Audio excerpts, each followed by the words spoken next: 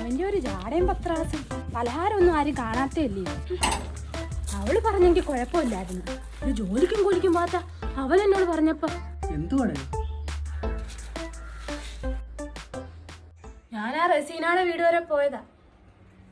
ചെന്നപ്പോ ഉണ്ട് 100 കൂട്ടം പലഹാരം നിരത്തി വെച്ചേക്കുന്ന ടേബിളില്. ഞാനൊരു എടുത്തപ്പോ അവന് എടുക്കല്ലേന്ന്. ഷുണീന്. അവന്റെ ഒരുപാട് കാര്യങ്ങൾ എനിക്കറിയാം. അതിന് നമ്മൾ ആരോടും പറയാത്തതാ. അവനെ ചുമ്മാ ഇരി ശിവന, അങ്ങനൊന്നും പറയാതെ. എനിക്ക് കേക്കണ്ട. എന്നിട്ട് നിങ്ങൾക്കല്ലേ ഒന്നും കേക്കണ്ടെന്ന് പറഞ്ഞ. ഇപ്പൊ പറയുന്ന പറയാന് അല്ലേ? നിങ്ങൾ ആണുങ്ങൾ എങ്ങനാ?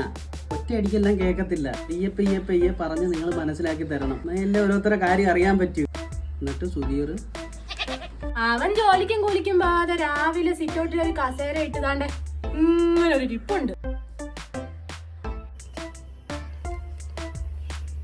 സുധീറല്ലേ?